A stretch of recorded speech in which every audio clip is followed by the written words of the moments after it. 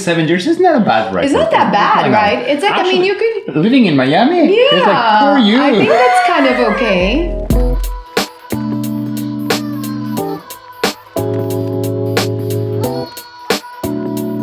Hello, welcome to Point Zero Podcast. This is a podcast about love and meditation. And here is my friend Javi. He is the first person I chose to talk to. I really admire him because he's been an inspiration to the community and also the health industry. He is from Mexico City, and I really love his energy and all the people he helps every day, with him being so real and really showing his real side to the world. So beautiful. That's a beautiful intro. I've never been introduced like that. Mm-hmm. I think the Mexican part is the only one that I agree 100% with. But if you think I'm inspiring somebody, that's a good thing. And yeah, being honest, I think that's the same thing that I love about you. It's being always surrounded by nice, intelligent, and honest people. Yeah. So I'm glad to be the first guest in here. I know. You know, one of the things that I admire about you the most is that you really did such a big transformation in your life, so many years ago. And you told me that you went from being heavy to, changing your lifestyle and everything. And I know that that goes along with spirituality and everything else. I didn't meet you then, but I know, and you've showed me pictures and everything. So I think that's really, really cool. I admire shifts like that, big shifts like that. When you make, sometimes I feel like the shifts could be external, so you make that shift and that change from outside in. Or I really believe you could do it. Obviously, most people say it's from inside out, but I think you can make a shift sometimes from outside in. Does that make sense? Yeah, absolutely makes sense. I think it goes hand in hand, because when you're really heavy, and I'm sorry for all the fat people that they said that they're super happy. And I used to joke about, and I was always saying I prefer to be like the happy fat than the ugly thin. And the truth is, no, it's a disease. And when you're heavy inside, I think I was heavy on my thoughts. I was heavy on myself, that it's a big issue. And especially in this city, it's like really easy to be hard on yourself and be heavy of thoughts, heavy of beliefs. Mm-hmm. And then you get a heavy body. I think the outside, many times, if not always, is a reflection of what you have inside. Of course. This is a love meditation wine podcast. Well, wine, I'm not sure, but we have some wine here. And I love. You love a lot. Yes, I do. I think love is beautiful. And I haven't given up on it yet. So I have a question for you, and I think this would help me also out where I'm currently in my love situation. So I want to know, in your last relationship, what was that turning point that but it really, like that solid turning point where you said, I'm done? Did it land? Was it something that you felt inside? Did you wake up one day and you were like, or was it, I think love always comes and go in the same way. Like, you don't fall in love in 1 second. Even when we said it's love at first sight, no. You get excited by someone, you get attracted by someone, and you start like hanging on, and I don't know, you start texting. In my case, in the last relationship was that. It's like I went to a workshop, I saw her, I was like, oh, who's this lady? And I remember the hand movements and everything. I was like, oh, I like her. Then I started working with her, I interview her. Actually, we use your studio, Pilates one. I remember that beautiful smile when she said like, oh, Javi, she's gorgeous. And I was like, no, she's just a friend. Then we start traveling together. And I remember actually you said that. It's like, Javi, you're going to Tulum and nothing is going to be the same after Tulum. And so long story short, I think it was like the consequence of a lot of actions that we make together that forced us first to live together, then to get married. And then everything happened. I always think the same. You married one person and you divorced a different one. We're all evolving. We were all changing, I think, every day. Yeah. And to be completely honest, as you introduced me, I didn't quit on that relationship, or I didn't broke up with her. So I remember one day she asked me for having dinner, and that's the day that she told that I really want to divorce you. Yeah. So yeah, we had a separation before. We had a lot of issues happening, but I think that was like the first night that for me was like, why? And she never told me why. Actually, she was like, one day when you're ready and when you heal a lot of stuff, I'm going to let you know why I'm divorcing you. So I think that was really hard, because it's like, there's nobody else. There's maybe was an issue of money, maybe it was an issue of language, maybe it was my kids, my family. So you start questioning a lot of things that I don't know why. And of course, that's when meditation came in, because I remember I started doing the Kundalini meditations at that time. And many people said that. And it's true. Kundalini will take out anything you don't need in life, and it's going to bring whatever you need. Yep. So the moment that I really can cut everything, and yes, I did a lot of spiritual work and did a lot of even shamanic work, and I went to witches and I went to doctors and I did therapy. And I think until now, I'm still missing a lot of things about her. I'm still missing a lot of things of what we had. But I know it's not the person for me. And I came to that realization after meditating and start feeling myself. It's what I want. When I touch in here is really who I want to wake up with, who I want to get into a plane with, who I'm going to spend the next 20 years of my life with. What meditations were you doing? Today, I actually put one of the Joe Dispenza's meditation this morning, and the brain and heart coherence, because I think many times we're thinking in the future and how it's going to be, and I want to create this, but if you don't feel it, it's not honest, and it's not going to happen, because you can visualize a lot of shit and have these beautiful vision boards. And I remember having that, like the vision board with my boat and my house and the beach, and then I was like, I don't want a boat. So it will never manifest something. It's those things that you think you want, but and it looks pretty on the board, but then you're like, nah, I don't care for it. Yeah, because if you see my real board, it's like I want 3 things, and I think I have 2 of them. So it's like, I don't have really now a vision board. I realize that I don't have a vision board. I try to connect with myself every morning, and it's part of my practices before even leaving the bed, or close my eyes and think how I feel. Yeah. How's my body? I have a pain in my back or my neck or my legs, and that's the kickoff of my day. Yeah. I mean, for me, the Kundalini, I remember my teacher telling me, Marlene, she said, remember, this meditation works very quick. Whatever is not supposed to be in your path and in your life, it'll take it away. And whatever is meant to stay on your journey. And I remember I started doing Kundalini, and I was having problems with my ex-husband, and it was so interesting, because 3 months later we separated, and that's the one constant thing that I was doing. And it wasn't like one mantra, it was just, I was doing it like twice a week. And I would start seeing like a lot of differences and synchronicities. And it was true. I mean, I love my ex-husband and everything. I have a great relationship with him, but I see him like a brother, but we were just not the match. Wow. No. And that was before you going to India, or? I went to India 2 years ago. Yeah, that was way before India. Oh, we're talking your husband, not your last. Yeah, my ex-husband. Because she brought my last relationship. Ex-husband, ex-fiance, ex-boyfriend. Oh. 3 in the last 7 years. So that's why I love. But 3 in 7 years is not a bad record. It's not that bad, right? It's like, actually, you could... Living in Miami? Yeah. It's like, for you. I think that's kind of okay. I think so, oh my God. But I remember, the Kundalini really sped that up with my ex-husband. Yes, for sure. And that was the best choice I ever made in my life. Like, I felt like I was born that year. I was just like, wow, I had forgotten that I love music, and I started listening to like music and making playlists. And right now, one of the biggest things that I do is make playlists, I feel like I'm like my own little DJ, and so, also I was like Burning Man in Nepal. My family was like, whoa, relax. What's happening with you? And I'm like, I'm free. So it was really, I think one of the really best awesome things of meditation, for me at least, was that is like, I learned how to be free and to get in that spot, because we need that feeling, like that abundance feeling that we were talking earlier today, like having everything and seeing everything. And it's really easy to have it,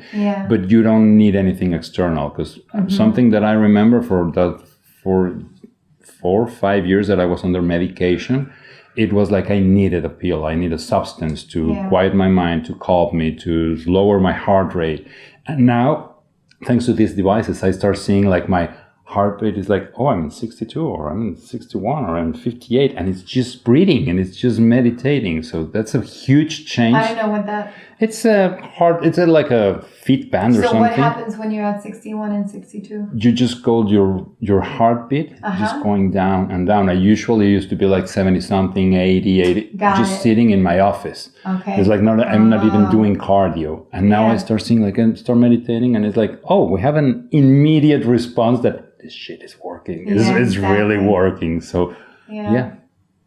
That's one of the things that I actually learned also from the 0.0 experience when I was with you, like hearing and closing the mind, but opening the ears and open the senses in a different way. And I remember, and I want to share that because the last meditation I did with you, we were in Coconut Grove, and you were like, oh my God, Javi, you didn't even get a mat. You were on the floor. Yeah. You were on the cement floor in the middle of Coco Walk. And I felt like I wanted to get up and I wanted to like find your mat and put a mat underneath you. I was like, my friend. But the beautiful thing is that, no, because you connect with something else. Yeah. And that's what I said that day, is I'm trying to be here and to take advantage of how this system may work anywhere. I was just walking there, actually. I walked there. So it's like, I don't have anything on me. I don't need anything, just to actually be here. Exactly. So I think that's the most powerful thing. Yeah. But wait, you didn't finish telling me exactly the moment that looked like this. You hear my, like, when did it clink? Was it like that, or was just little by little, and then you... I'll make wife on that one. I really want to know, because I've had moments in love where I've had moments that it's like that, you know, clear cut. And then there's some other moments that, you know, I question things. So, and I'm all about moving forward, especially after studying with Joe Dispenza and everything. So going into the future, but I also try to figure out and pay attention to my emotions. And if my emotions are talking a lot, you know, I want to listen to them. And so basically I'm asking you for advice. Like, where did you, you know, because there's times for me that I still look back at this one relationship and I'm trying to figure out, is it over? Are these emotions there? So I want to know what kicked it off for you. What made it like 100%, that's it, no more? Or is that just normal? Is that just normal? Like the residue is normal. There's many things to talk about that statement and question that you did. Because first, advice, I think getting advice in a relationship is bad. But giving advice to somebody in a relationship is even worse. Even if you're a therapist and you're a licensed therapist, don't do it. Don't do it, because people need to feel. The bottom part of love is that is such great advice. So if you feel it, let it go. Hearing yourself and being quiet with yourself, being with yourself. And then it's not the same being quiet that really hearing what you have to say. And that's why many times I said, just touching here, just feel how you feel. That, yes, is 1 second. It's 1 second. And to be completely honest, I knew with my last relationship in the first retreat we did, the second night, I saw her and I was like, this is not good. This is not going to work. It's not going to work. And I remember because I actually moved out of the bedroom. I slept in a different room and I was like, but then you challenge yourself. And we made an agreement that it was, we're not falling in love, we're racing in love. We know that we're not ready for this relationship, but we're going to be together because we're going to fix everything. And I think we were doers. We were teachers. We were teaching meditation and yoga and everything. So it's like, how I cannot fix me and you at the same time. Yeah. And I don't think... Which is great. I mean, that's amazing. In theory, yes. Yeah. But two broken pieces cannot make a whole one. That's something that I also learned. Everybody's broken in a way. Everybody has some shit to work on and some things to evolve and to learn. But if you want to be with somebody, you have to find the other... And I'm saying it like the other half of the other... sometimes it's a mirror, sometimes it's a teacher, but it's somebody who really elevates you, who helps you, and who knows how to be there and letting you do your shit. That's something that I needed to learn now. So I remember that was one of the moments. There was a lot of fighting and another, but it's not into a fight or in the middle of the fight that you make that decision. For me, the last time was actually we were back here in Miami. I was with my daughter, and I remember being in my apartment, and knowing I have to see her tomorrow with some of the paperwork that we need to fill. And I was like, I'm okay. And I saw her eyes, and I was like, I'm done. You see that moment. I'm done. Yeah. That moment. Yeah. It was like that moment is freedom. And you wish the best for them. Don't you think that moment is freedom? That was amazing. I think that moment is freedom. I want the best for you. Exactly. I hope you heal. Exactly. I want to see that light in your eyes again. Yeah. But it's not for me, and I'm not feeling it now. So it's like doing this, and this is a really powerful exercise, like doing eye contact with people, because we don't do that anymore. Yes. So it's like you see this, and it's like, oh yeah, and we connect. And there's something that I think we lost, especially in this generation and in this community. Yeah. We don't do enough eye contact. So if you can feel a little bit the people and feel a little bit who you are with, and then you start resonating. And I also think that is we're our emotions. That you talk about emotions, I think is vibrations. When you're really excited, you vibrate higher. When you're down, you're like a lower vibrations. When you're with somebody that you are alike, then everything is like bigger. It's like most beautiful. Like, and that's, I think that's the goal of being in a relationship, not even in a marriage, even as a friends, even as a partners, even doing this podcast. I'm comfortable here. We're happy here. We don't even care if there's somebody recording or no. It's like, we're just having fun. And I think that's the idea of being there. Yeah. Yeah, what happened to me, it was really interesting. So how point zero even came about was because I think I wasn't happy in my relationship. And then I started getting up like at 4:30 in the morning. And I thought, I'm going to make the best out of it. So I started breathing, mixing Kundalini, and just listening to Joe Dispenza, which all he does is he elevates also the heart and the gratitude. So your emotions are elevated. And I remember when I would have space, a little bit of space in between my thoughts, that shunya space in between the thoughts, when there's nothing there, even if it's for 10 seconds, that space is so peaceful because our brain is constantly shit, that, and so in that space, after I did, my Kundalini, the breath work, and I was quiet, I just started I was just like my own experiment. And I just kept on saying, freedom, ease, and expansion. Freedom, ease, and expansion. And I got the freedom. I expanded. And ease was, it's here and there because the any breakup that you think you're going to end up, you have all these hopes with a person, but, to get to that resolve. But my ease definitely came about as well, But that's why it's a breakup, because you break something and you need to go up again. And yes, the relationship made you turn down and make you feel down, because many times we are, as a caregivers, we try to fix and to elevate everybody else, and that's I think that's why you teach also. I'm not sure, but I think that's why you teach, because I saw your face when you see the transformation, when you see the people that came to your studio or to your class, and you see like, oh, they're happy. It's amazing for me to see people that are happy is amazing. I know that you travel a lot. Tell me, one of the most interesting experiences, the most out there experience with whatever it was that you were doing in your latest. Whoa. Yeah, because I know you have some really interesting retreats. And you really go out fully. Yeah, but something with the retreats, especially when I'm leading or working on it, it's like you have to be in control. You have to be prepared for what happened and people going. And I don't want to sound like miserable about it, but it's like I'm working. Experience is great. I like to travel because I don't know what is going to happen. So many times I don't want to see the hotel before going there. Yeah. Sometimes I don't want to know actually where is the location. Like this one, the last one to Costa Rica was like, they start sending you no, I don't want to know. No, but we have the itinerary. I don't want to know. Yeah. And it's like, you pick me up in the hotel, and then I love this feeling of, I don't know where's the bathroom, which side of the bed I am.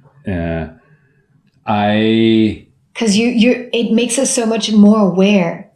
When we don't know what's out there, like the unknown really makes you just like very aware, and you flow. You have to flow. You have to take everything. Actually, something that now that you mentioned that is, in the last retreat that I lead, somebody mentioned that is, we're in the middle of the jungle, and you have to be like ready all the time because you have mosquitoes, you have snakes, you have, and you have to be there.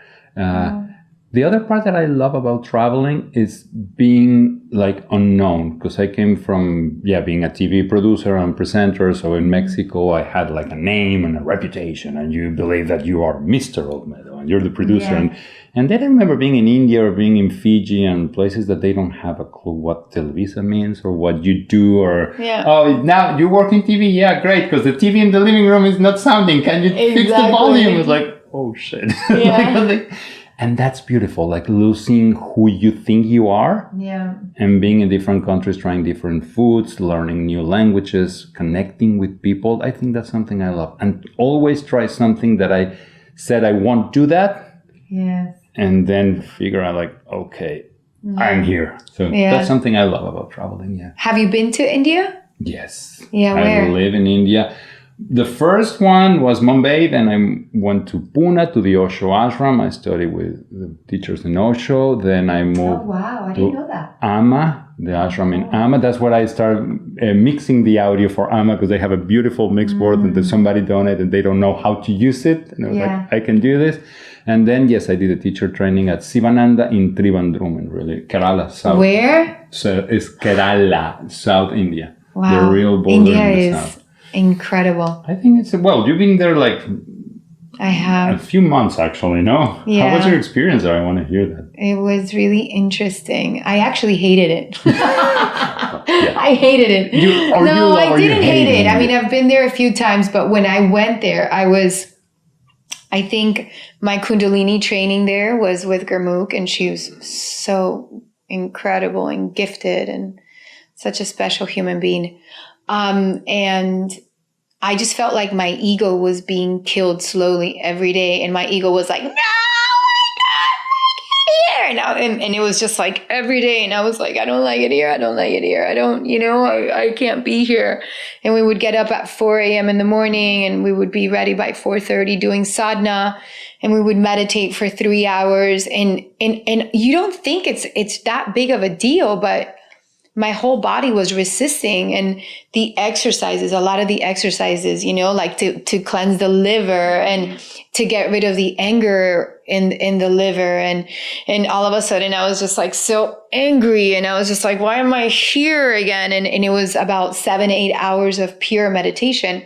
And then we would study. And then we would go to sleep by 8 p.m. because you have to get up at 4 a.m. and it would happen all over again.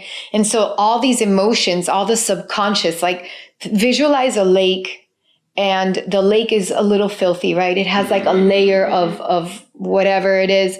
So what Kundalini does is just like it goes in and pulls out all that junk out to find out, like to see more clearly what it is underneath. But sometimes that junk is not fun to get rid of it, For me, it wasn't at all. And most of us got sick. Well, I think when you fight and you resist something, because now that you mentioned, there's two things that I want to point there. First, I remember hurting my neck in the Kundalini, in the teacher training, because I wasn't ready for that. And I remember one of the teachers saying, because you're trying to go that way and your body's going in the opposite direction. Because it was the same. We start satsang at 4:45, and then we have 2 classes of yoga and the karma yoga and the reading class. I hate the reading classes, because I remember hearing the Vedanta from the Indians that they always like this, and it's after lunch, and I was like, I'm falling asleep here. I was like, fuck. And then you need to move again, and then you have to teach, because you were helping with the new students.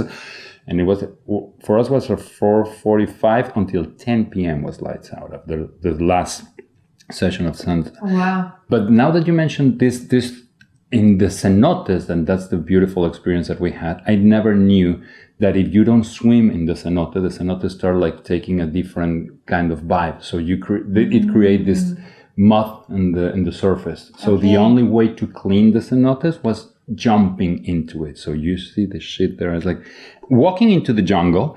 Then they let you know, hey, there's a cenote right there. So you see, and it's like, but in India, that was in Mexico. That's what I said. It's like that reminded me that. Got it. When you said that, it's because you're just walking, and then it's like, are we really jumping to that shit? Oh wow! Like, yeah, and it's too high, and and how I know there's no rocks or anything. Oh my god, how scary! But the last time, and it's a beautiful thing because I remember I jumped to the cenote, and then one of the dogs jumped behind me, and they go like she was trying to save me. Cute. But I remember that you start swimming, and then the water start cleaning up. And at night, we did a ceremony there. So you have the reflection of the moon in the water, and you can see it's really like a transparent water. So with the light of the moon, you see a lot of the stones and branches and everything under the water. So for me, it was like this connection of when you remove these layers, this shit that it's covering you, there's a lot of things happening. Yeah. And usually, they're beautiful. Yes, and clarity. Because clarity, that's one of the things with meditation, you know, you get clarity, but you got to stay still. But I think, you have to, there's an art of being still and doing nothing to then appreciate everything that is happening. Because there's a million things happening when you meditate. It's your body is changing, the energy is changing, the world, even the temperature of the rooms change when a lot of people is meditating. And you know that. You do that and you create that. Of course, Yes, I mean, and I think also when you go within, it's almost also a world that we don't even know about. Mm-hmm. It's so unknown. We have no idea sometimes. And I'll speak for myself, but I don't know what's going on inside me. I think that's why I have to stay quiet and stay still. And even sometimes I have to, write stuff down because my brain is just like, and my emotions, the thought brings the emotion. And then I'm just like, wait, where am I? What am I trying to do? Where's my compass? Where's my compass? So staying quiet for me gives me that stability, that clarity that I need to maneuver my life a little bit better, Super interesting. So, I mean, because if not, usually like the old Janine just would be like,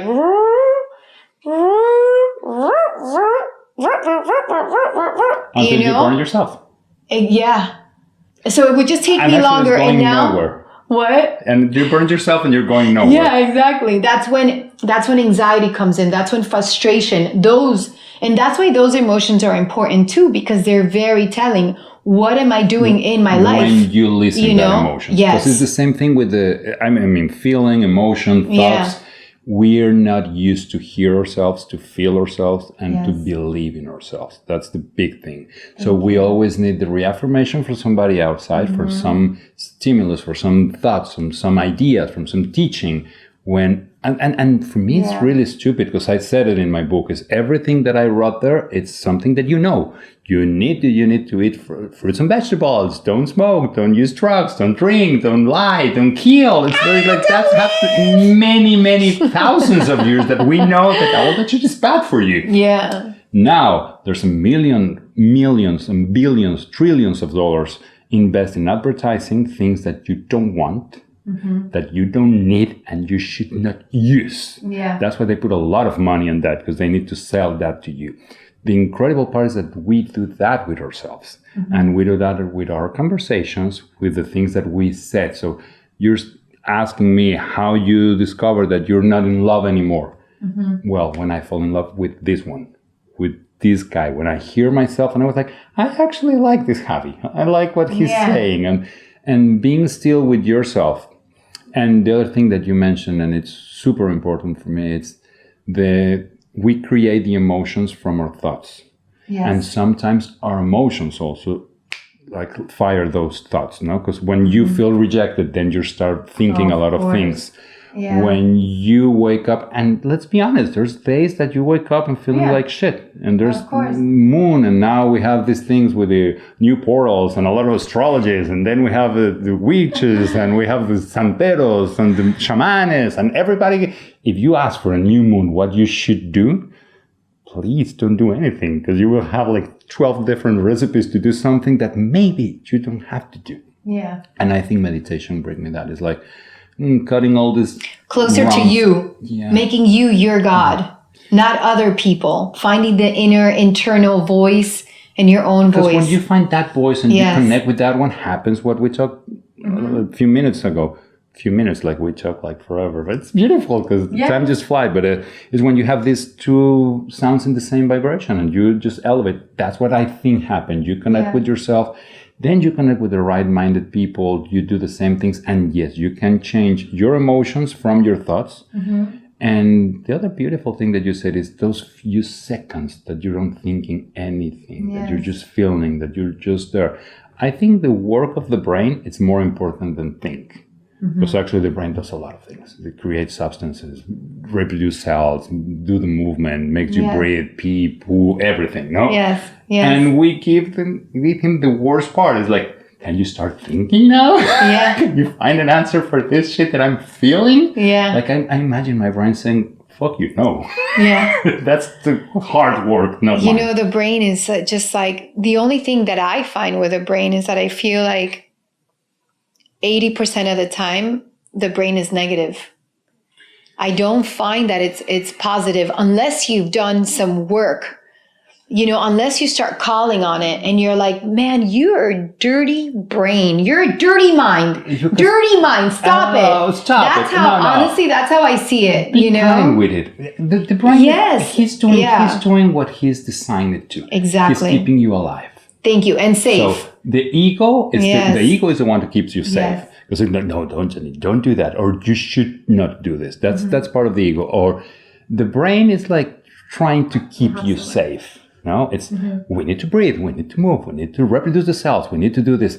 And anything that you can give to the brain that he doesn't know how to process is like, no, I have to pay attention. This is what happened with parenting. It's the same thing. You want your daughter to do what you know is good, not what you don't know what's going to happen. If she tried that, it's like, Ella, don't do that. That's the first thing to do. Ella, don't do that. Why? Yeah, I mean, because it's to keep you safe. It's to keep you safe, but also... if you take that out of your brain and you start feeling, and that's, I think, because I never been to the classes of Joe Dispenza, but I read a lot, and I get a lot of knowledge by reading, so it's useless anyway. But when you feel that and you hear his voice and you hear what he's teaching, then you have this physical thing that actually happens when you pull the energy, when you start moving all the substances in your spine, and then you pull some energy to this glandule, and then start happening things with the crystals, and then you create chemistry. And I think that's the real alchemy that you have with meditation, is when you change and you transmute the emotions and everything, and just goes like, boom. And that's blissful state that everybody wants to achieve, and then when you're trying it, you never get there, but because you use the brain to create something that is not designed to. So I think that's a beautiful part of meditation, is you exercise your mind to just shut the fuck up. To shut up. So for me, what I have done is just find that awareness. Like when I feel like, oh, there's that voice, I'm like, wait, are you going to believe that voice when it's not positive? You know, on a day that I'm having a bad day, it's like, wow, why are you going to do that? You know, what's the point of doing that? There's 1,000 things, people doing that already. Like, why are you going to do a podcast? Oh God, another one, you know? And then I'm like, stop it. That's the masculine energy of Janine. It's like, stop that. Stop. Yeah, when you have those thoughts and you can't do that. No, really. I mean, I'm serious. Like, no. So I think that way, and also obviously doing it more with love, not bullying yourself out of, you know, the emotions. That's something that I'm working on, but not being such a bully to myself, you know, and loving myself a lot more, you know, but also being aware of my thoughts. And then if you're aware of the thoughts and you see your thoughts, then the emotion, because it's thought, emotion, right? And the emotion is it's the receiver that you magnetize the stuff that you want in your life.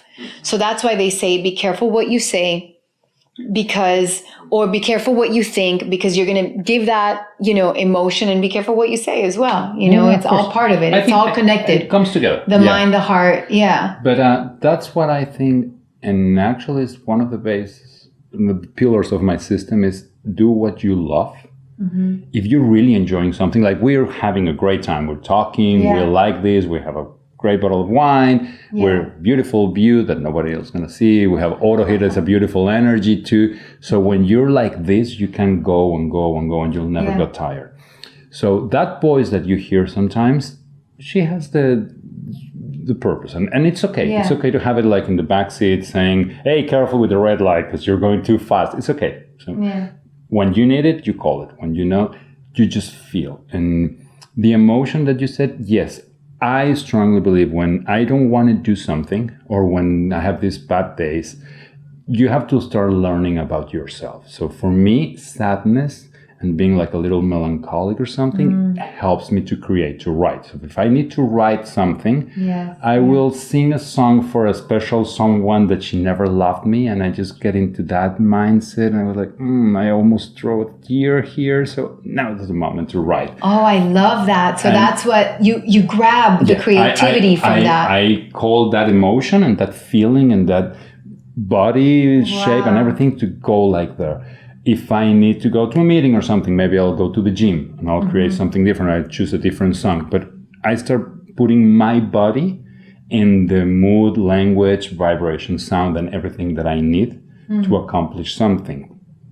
Going back to the meditation, I try to do the same. When I really sit myself to meditation with a goal of, I think what I want to achieve for this. And in these next 20 minutes, because it's also important to have like a time and decide to meditate at the same time, in the same space, because you want to create something. You're training yourself to feel.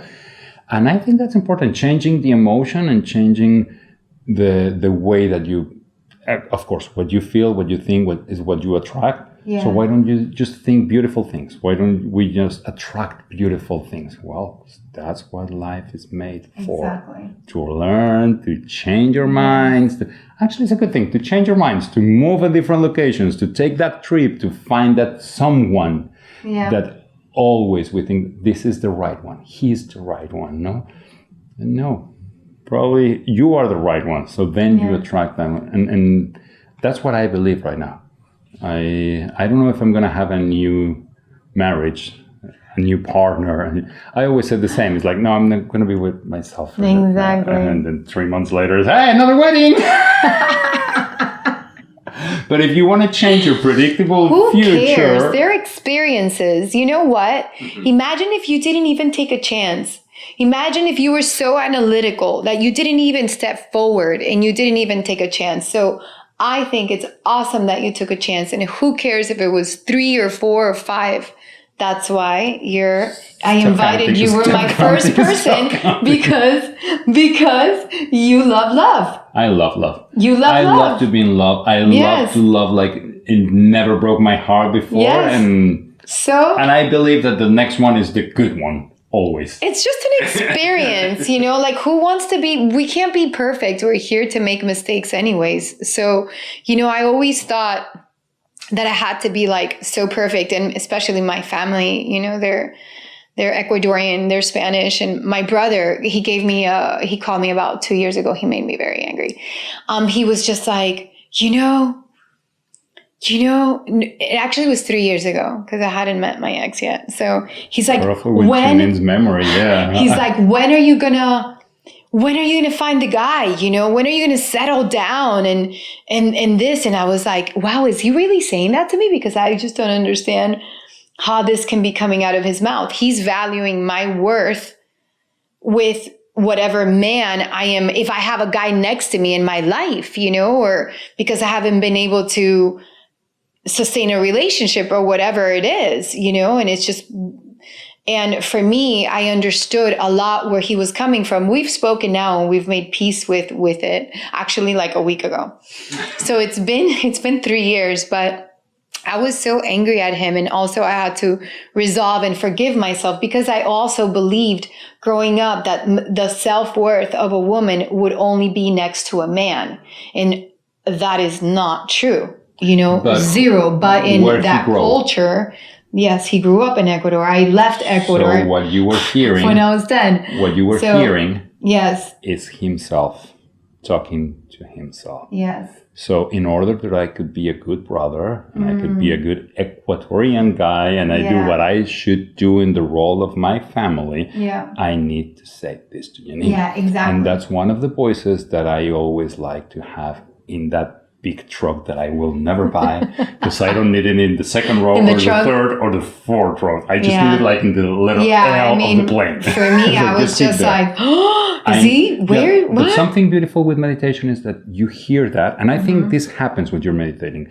And I remember the other one that you did in the at the beach in the South Point. They're all based on my life. The only reason why I teach these meditations is because I'm the first one that needs them. Well, I don't know if I can say that in the podcast because it's her podcast, but she was crying doing that meditation. I have that beautiful memory of seeing your eyes tearing up, being honest with what you were saying. And there was a lot of people around. There was somebody doing like a surprise date party set up. There was getting married or there something. was the police trying to cut some of the filming that we were doing.